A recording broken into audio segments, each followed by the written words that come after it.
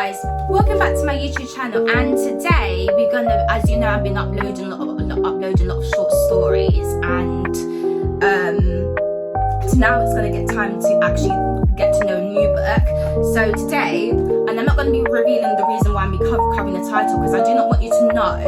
I'm gonna try to cover it as much as possible. I do not want you to know who written this book, but today we're reviewing Liberty Spoken Book 1. So it's a dystopian sci-fi book. In the novel, and the novel is a utopian sci-fi book and dystopian book as well. So the book is about a protagonist named Varys who lives in a divided world of Comsol and some role for racism, but Comsol is against racism. She meets her friend named Dylan, who set up the resistance campaign to tackle these issues. However, they are met with opposing forces from some role government. The novel is spoken with third-person narrative and deals with dystopian and utopian worlds of society, as well as overcoming racism and injustices. The novel will go further into the world that Dylan and Varys are in, including their roles in the resistance campaign and how they'll try to develop the mission to end racism. The story then reveals that some rogue campaign named Sparrow Culture Campaign out to get the resistance campaign. The resistance campaign seeks to protect the Comsolian from some Rolians. Atmosphere, curiosity, and weight of legacy is bounded in this book. This marks the beginning of new resistance, one made not of weapons but through truth. So, the themes that it deals with: societal issues, friendship, war, utopian, dystopian worlds, and society division. Characters: Dylan and Varys, Dr. Richardson, alongside many other characters which are later revealed in the novel, but it's quite a long list. So I just gave you the key characters: Dylan, Varys, and Dr. Richardson in the beginning of the novel. So let's get cracking to dissecting this book. So as you know, I'm not going to be revealing the author of this book until the end, so let's get dissecting. So it says chapter 1, The Return, part 1. It says ash blanketed the remnants of once vibrant earth like a mourning shroud. Charged buildings, broken teeth and cityscape as Varys sees monuments of past humanity, but forgotten was never an option for Varys. Varys stood at the edge of the Comsolian's base, her breath shallow and her body draped in grey uniform of resistance leader. So I like the use of world building and atmospheric description, which is contrasted by what she's wearing and how that represents the divided worlds. Around her, soldiers moved in solemn lines, preparing for national lockdown. The winds carried in flooding the Comsolian's flag, half burnt alive, still waving defiantly. The airships hovered above, engines whispering like ghosts over fractured grounds. Varys watched them with quiet eyes, her thoughts raging with echoes and scattered memory. So I like the use of character description, but also it's contrasted by internal expression and dialogue of what the character's thinking about, rather than what the character's saying, but we see what the character's thinking about. Scattered memory, her memory's everywhere. So she doesn't know what to do with herself. So, and then she says, unexpected war between countries. This is not right or fair, to be honest, she said. Her voice distant but sharp, as if arguing with nature itself.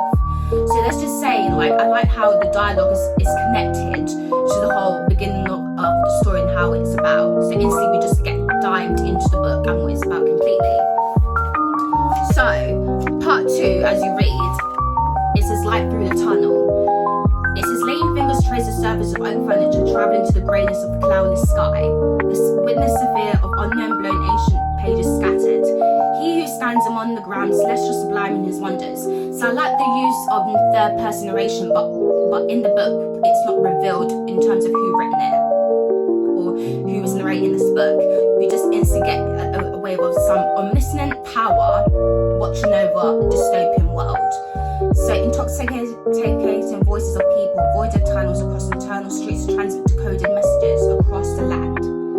Women and men crowd the tunnel newspapers, making it difficult for the people of the two lands to resist the temptation of human life. A paranoia of infecting words, sharp pencils, rulers, compasses and closed envelopes, runic markings, laps, mouldy wine, biblical passages, feathers, loose strings from a broken harp. So I like the use of description of all the objects that are surrounding the world that they're in. All but one thing left of this land that would belong to us, all but one thing that would belong to Varys.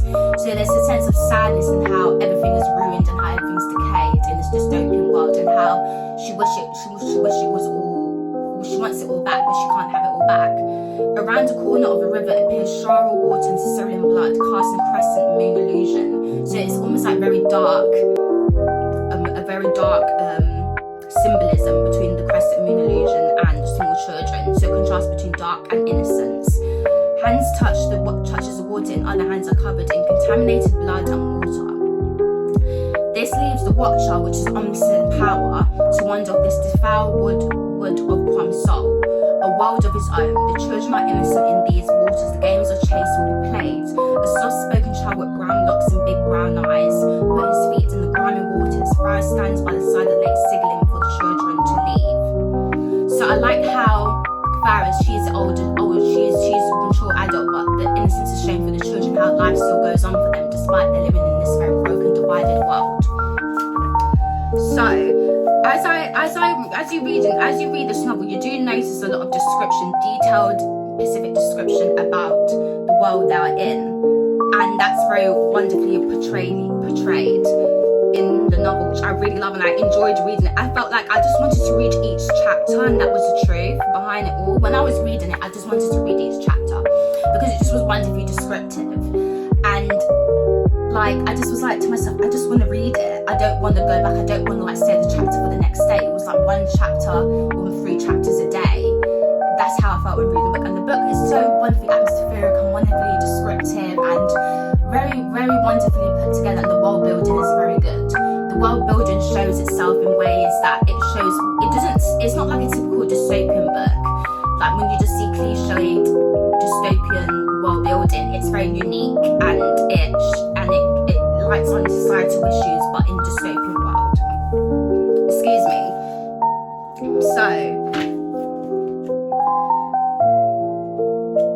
So as the end of the book, there's an epilogue called Liberty Voice, and you get a sneak peek into what's going to happen or what happens in the future. It says, years long after broadcast faded, the resistance banners had been folded. The land was still. The city once cracked by war. Molted children played in these shadows of monuments to unarmed dead. Streets bore new names, Unity Crescent and Echo Rise, old names now forgotten. Beneath it all, the voice still waited for an answer. In the heart of Hola Resonance, once coded meetings on a public archive of truth. Fairest beneath the dome of noise, her presence carried the grace of someone who's been feared and loved.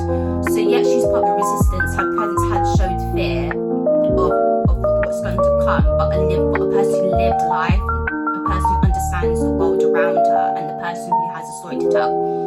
She pressed her hand to the archival glass. The names appeared. Resistance leaders, defectors, proud informants turned truth tellers. Above them, a quiet recording play. Liberty, she had once said. Voice hoarse from smoke and speaking. It's not a place we arrive at. It is something we keep on choosing, even when our throats are dry and our memories betray us. We still stand strong to remind ourselves that truth still holds a significance in our lives. So yeah. So the epilogue of the book is basically saying everything that happened in the book and what is about to happen afterwards. And I was thinking to myself, will this be another sequel to this book? Because I just wanted another sequel. I wanted to know what happened. I wanted to know what's gonna happen. I feel like it's a build up or something. When you read the book, it's a build up of tension, a build up of something big that's about to happen, but it's not happening yet. But it's happening through little scenarios and situations, which is displayed in the book. You see it through how the characters interact and how they're trying to fight their corner, and also they're also mentioned about a certain protest or attack that happens in the dystopian world and how that has an impact on the resistance campaign. But there comes one question that circulates in this book: will they win the war with the Sumrolians?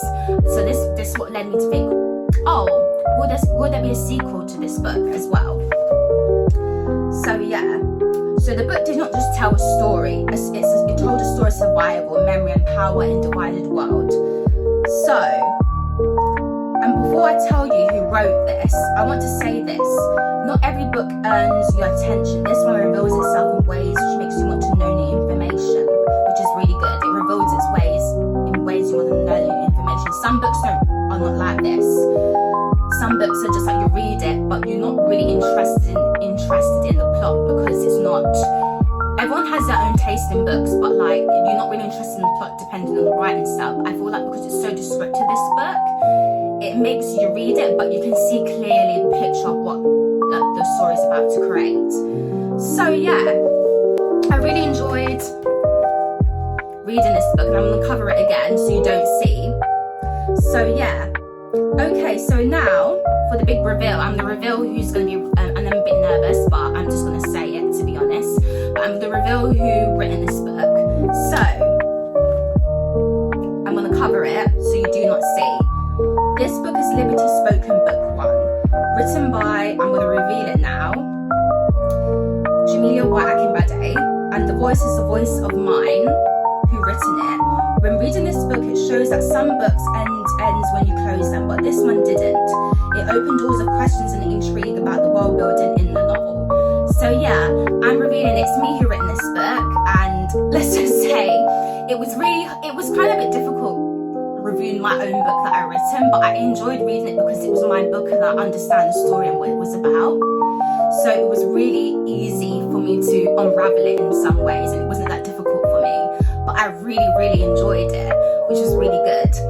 It was a really good book. I hope you guys you do like it, and I hope you do purchase. It's available on Amazon, as you know, and you can get it as an ebook on Kindle, and then you can get the paperback as well, but on Audible, as you know.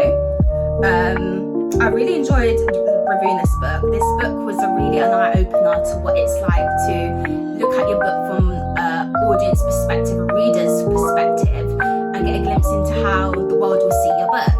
So yeah, I really actually enjoyed it. Getting all this tingling sensations, actually, tingling feelings, because I'm just reviewing my book.